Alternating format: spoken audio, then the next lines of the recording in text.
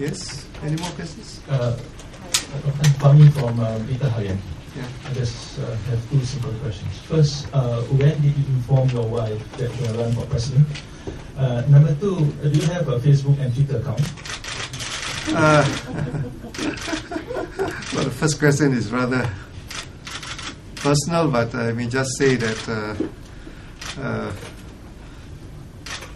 my wife is somewhere in the audience, so I better be careful what I say. But we have an ongoing conversation regarding all matters, regarding the family and anything that may affect us. It's difficult to say exactly when. Secondly, I have a Facebook account, yes. Thank you. Yes? Dr. Tan Sok-Hui from Channel News. Did Ed's Foreign Minister George Wu's decision to stay off the bid actually prompt you to go ahead? As I said some time ago, I've been watching the political climate closely. I know that this presidential elections is a very important one. I've watched events develop, and I've decided that this is the right time for me to come forward, to step forward, and to present myself as a candidate if I am granted a certificate of eligibility to contest in the presidential elections. Yes? Dr. Tan, Vijay from today. There are two other candidates that have expressed their interest in the race, Dr. Tan Cheng Bock and Mr. Tan Kim Tian. Dr. Tan Cheng Bock, I think it's quite familiar to you, and on his blog, he has posted things about how his interactions with you. Would you like to comment on, how do you see this race shaping up, and what is your message to Singaporeans as a whole?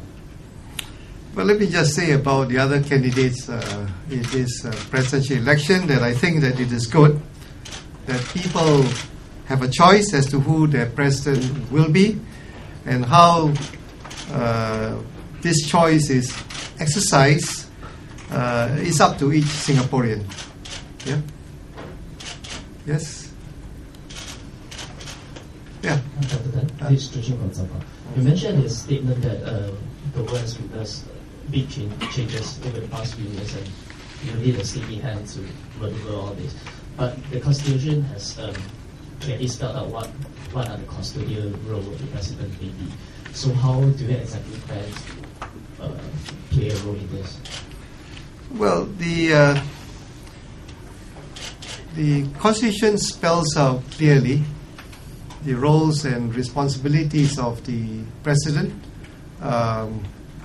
and anybody who occupies the office of the presidency will have to operate in accordance with those responsibilities as spelled out in the Constitution. Of course, the Constitution is a living document and may change with the times, but any changes to the Constitution can only be done by Parliament, taking into account the views of all Singaporeans. Yes? I'm Lydia from the Straits Times. I'd just like to ask you a little bit more about your decision to run. Was there any particular development or conversation that you had with someone that prompted your decision? And could you just share a bit of that with us, please?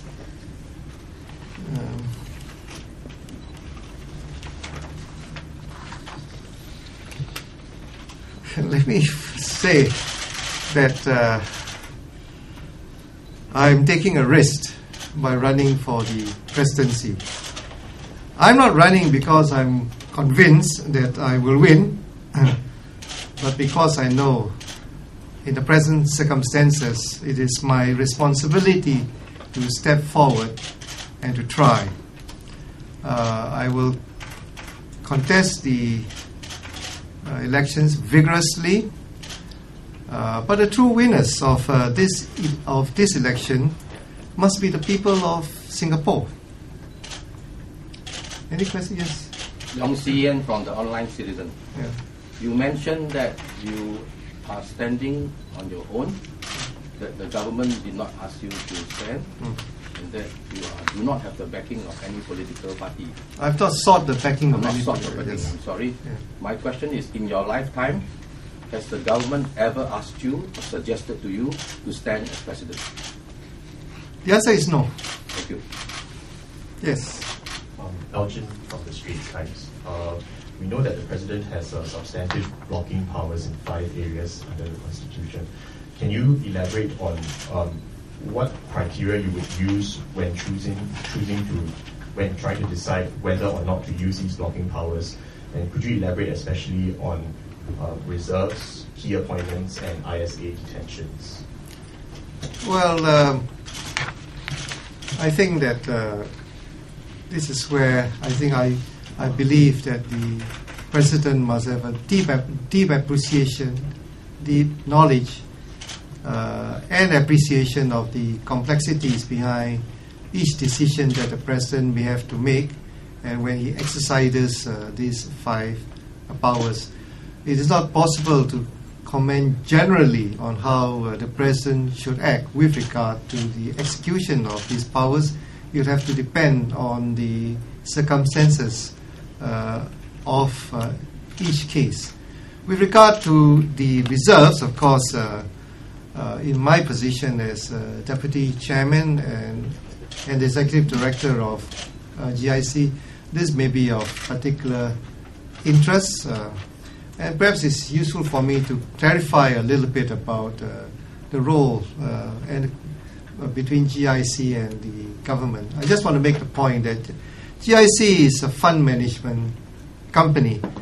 GIC has one client, the government of Singapore.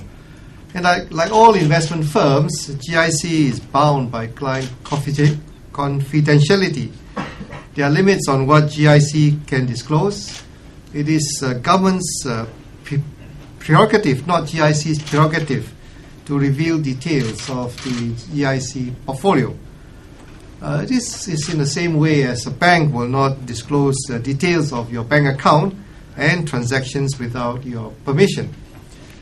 But nevertheless, in the 6 years which I've served as Deputy Chairman and Executive Director of GIC, GIC has become more open than before. GIC was one of the active sovereign wealth funds working on the formulation of the Santiago Principles, the principles which were approved and agreed at a meeting in Santiago, Chile. That's why they are called the Santiago Principles, on disclosures and openness.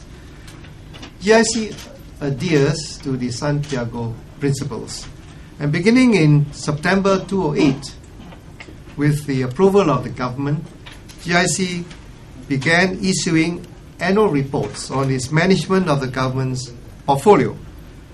The trend towards greater openness is clear, both nationally and internationally. GIC started this journey in 2008. I support this trend towards greater openness and transparency, and I would expect this trend to continue.